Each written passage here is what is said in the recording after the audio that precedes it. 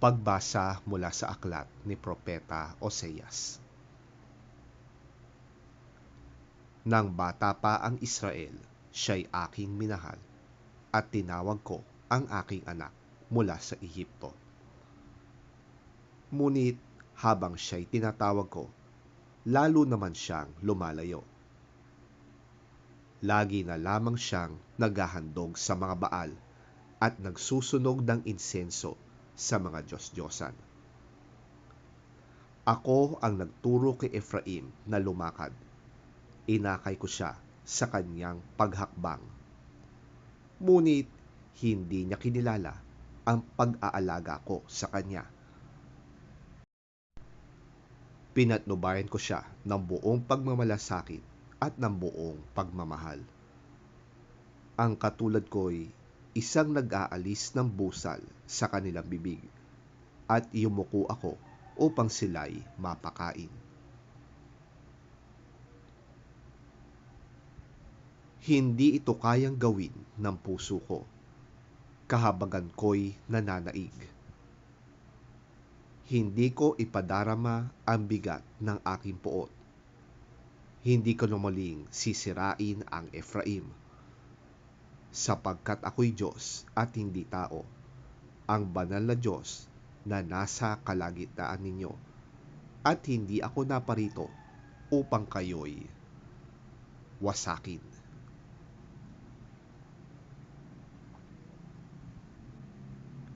Ang salita ng Diyos. Salamat sa Diyos. Ang mabuting balita ng Panginoon ayon kay San Mateo. Papuri sa iyo, Panginoon. Humayo kayo't ipangaral na malapit nang dumating ang kaharian ng langit. Pagalingin ninyo ang mga may sakit at buhayin ang mga patay. Pagalingin at linisin ninyo ang mga may ketong, at palayasin ang mga demonyo. Yamang tumanggap kayo ng walang bayad, magbigay naman kayo ng walang bayad. Huwag kayong magdala ng pera, maging ginto, pilak o tanso.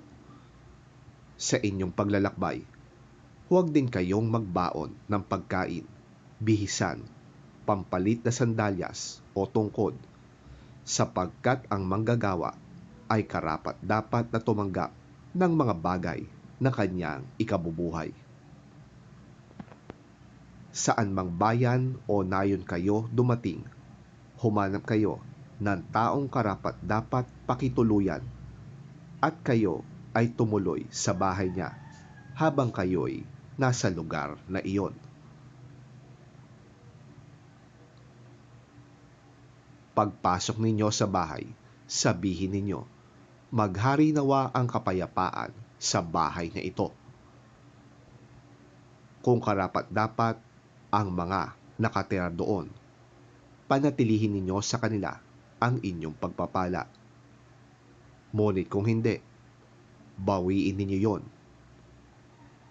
At kung ayaw kayong tanggapin o pakinggan sa isang tahanan o bayan, umalis kayo roon at ipagpag ninyo ang alikabok sa inyong mga paa. Tandaan ninyo, sa araw ng paghuhukom ay higit na mabigat ang parusang igagawad sa mga mamamayan ng bayang yon kaysa sa parusang dinanas ng mga taga-Sodoma at taga-Gomora.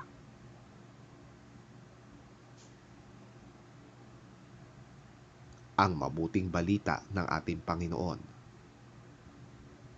Pinupuri ka namin, Panginoong Hesukristo. As you go preach this message, the kingdom of heaven is near.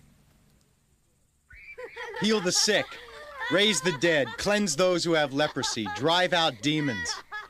Freely you have received, freely give. Do not take along any gold or silver or copper in your belts. Take no bag for your journey, or extra tunic, or sandals, or a staff, for the worker is worth his keep. Whatever town or village you enter, search for some worthy person there and stay at his house until you leave.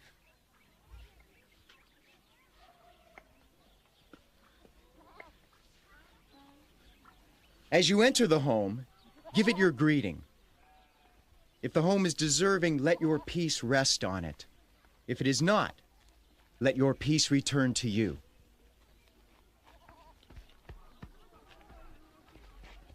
If anyone will not welcome you or listen to your words, shake the dust off your feet when you leave that home or town. I tell you the truth. It will be more bearable for Sodom and Gomorrah on the day of judgment than for that town.